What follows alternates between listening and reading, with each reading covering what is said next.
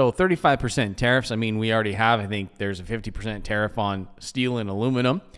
And now is there going to be an additional 35% on, I think it's kind of a blanket 35%. I didn't really read through it. And then he said, if there's any retaliatory tariffs, then we're going to put, even more on top of your tariffs. And it's basically a tariff war trying to break the back of the dairy cartel here in Canada and come up with a more level playing field. I think there should be free trade, like literally free trade between at least the provinces, if not between countries.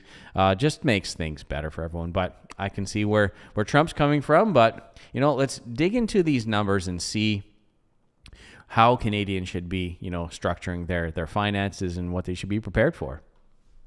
Okay, so here is the letter. And it's to the Right Honorable Mark Carney.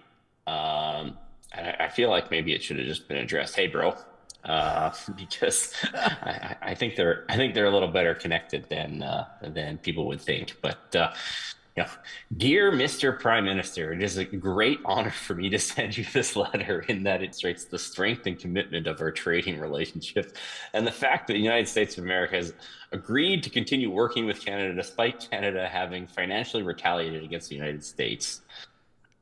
It goes on to say, starting August 1st, 2025, we will charge Canada a tariff of 35% on Canadian products sent into the United States, separate from all sectoral tariffs.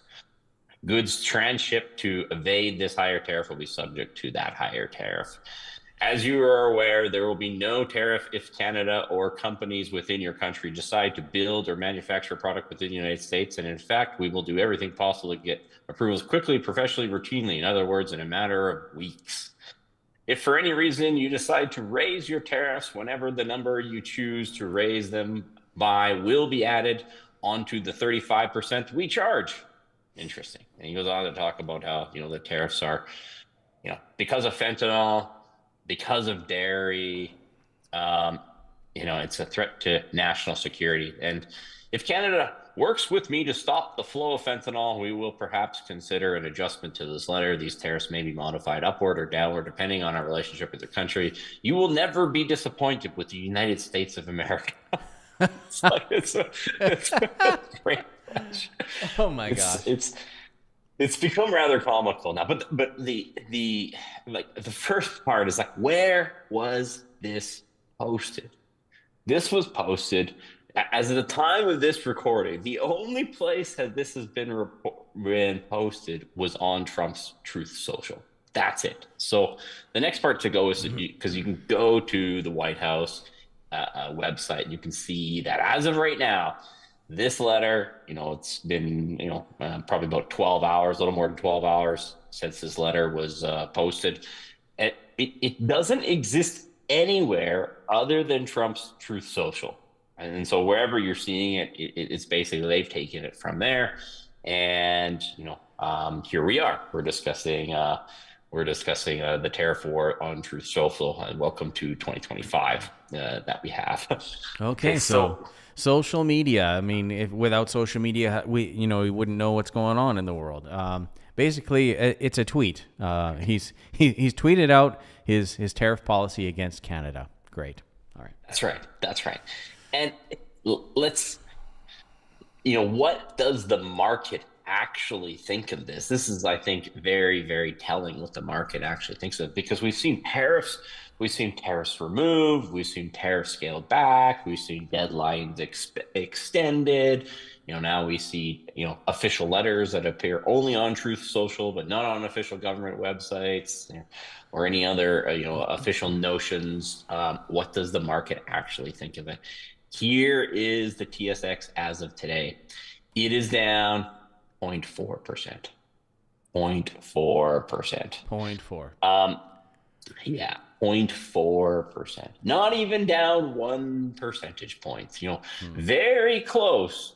Very close. Like there's the Canadian market. Pretty much at all-time highs. That's what the market thinks. So you can trust that government will generally do what's in their best interest. And by their best interest, I don't necessarily mean the people's best interest. I mean in their best interest to get reelected. But you can also always count on the market to do what's in their best financial interest. Oh, for And sure. You know, I've and been and hearing some things out there that the M2 money supply globally has expanded tremendously in the last little while here. Maybe you can speak to that, and you can see what's going on with the S&P. Maybe talk to that a little bit, Josh. Yes, yes. The global liquidity is expanding. Like even in the U.S., there was a period of contraction after the quantitative easing following the pandemic, but now they're back in positive territory. And I think there was always some liquidity out there, but there was some uncertainties with the tariff discussions, and I think that is the point. Is the key is these tariff discussions tend to come up all the time whenever the market gets a little bit too hot, because when the market gets a little too hot, what happens is it sucks liquidity out of the US bond market. And when it sucks liquidity out of the US bond market, all of a sudden the interest rates go up. And because the US government is unwilling to take any sort of financially sustainable fiscal path, all of a sudden their interest expense goes up. And so we have this, the perceived war that's happening with, Canada and Donald Trump, but the real war is what's happening between Donald Trump and Jerome Powell on the interest rates.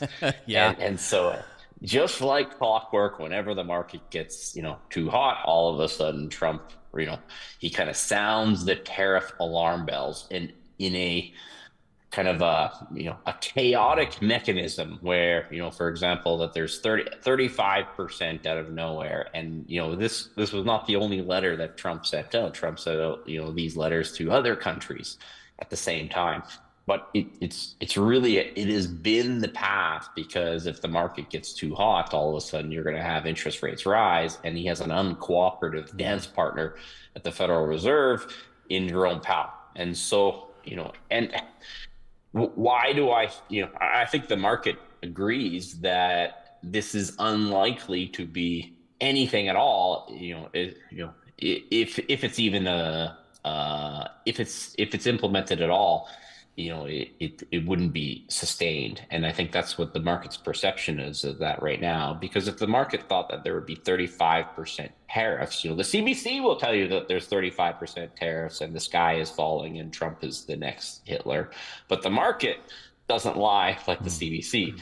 The market only acts in their financial interests. And if the market actually thought, and I don't mean, the retail traders, I mean the institutional investors that control the billions of dollars, if they actually thought that there was going to be a sustained 35% tariff in Canada, the stock market would have collapsed today.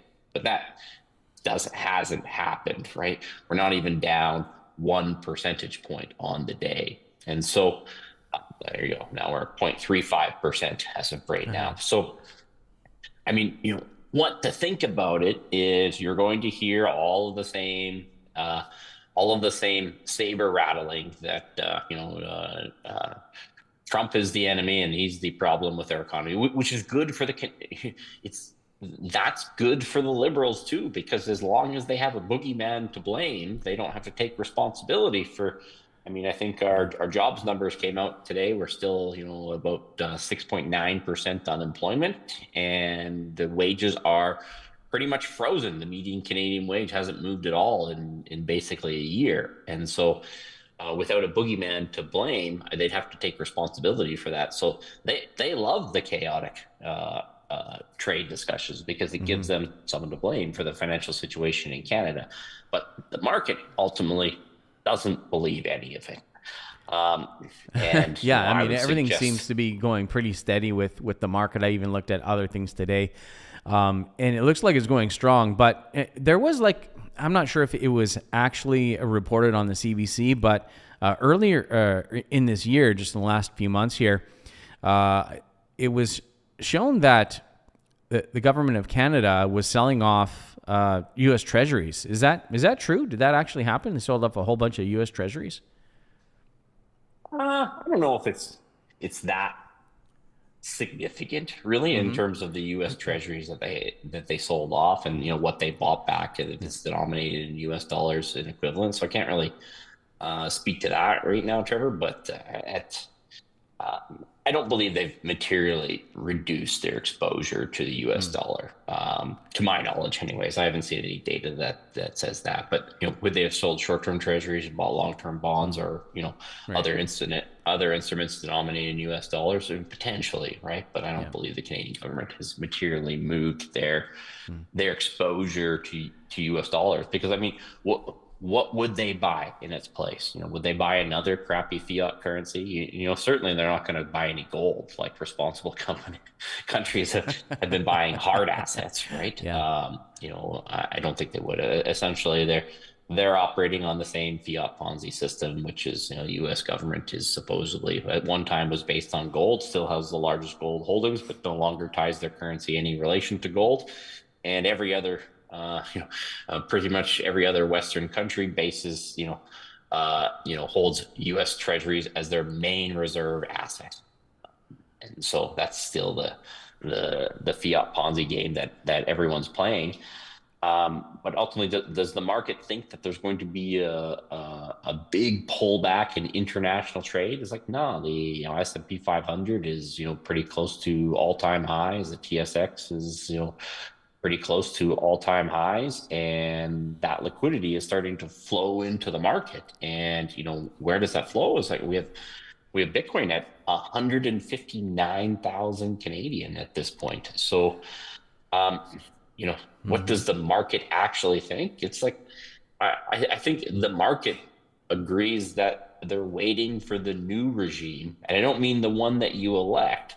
I mean the new regime at the Federal Reserve, where Jerome Powell's appointment will be up in May, and I think the perception is that we're going to get a very dovish replacement to Jerome Powell, and the money supply is going to increase in the U.S., which means it will also increase in Canada. Why is the Bank of Canada, why are they stuck right now at their overnight rate? It's like, well, because the further and further they get away from the U.S., the further they get lower than the U.S. overnight rate, the weaker our dollar gets. Mm-hmm. And so even if the economic data is not that great, reducing rates too quickly and torpedoing our own dollar here in Canada, it's like, chopping off your arm to save your leg. It's like, it's not really a solution to the problem. So we can safely say that Tiffany is not going to reduce the rates anytime soon. Tiffany McLemore, yeah, Tiff. Yeah, so I mean, could he reduce it by a quarter point? Sure, but I mean, in fact, I still think we see another cut or two by the end of the year. But I think they're very cautious in their approach on how slow Jerome Powell has been, right? And so it almost should be uh, it's like one of the mandates. It's like we all think of employment and inflation, but at the same time, if you can't purchase goods and services internationally with your currency, it's like, well, that's kind of a problem too. So and right now, I think that's probably the biggest blockade to the Bank of Canada reducing their interest rate, is the fact that Jerome Powell isn't reducing is in the U.S. And so this is the game that we're playing, and I still think we're playing it. And so, is this 35% tariff any more serious than the last few? It's like, well, I would suggest that the market doesn't believe so, and the fact that this is really what we're looking at is we're looking at a letter that hasn't been printed to any official government source at this point. It's not important enough for Trump or his team to post it to any official government source yet. And the market has barely even moved because of it. The market has barely even moved because of it. And I would suggest a lot of the weakness today in the Canadian market is probably more due to our jobs report that says, basically shows zero wage growth in the country, and unemployment, hovering still around 7%.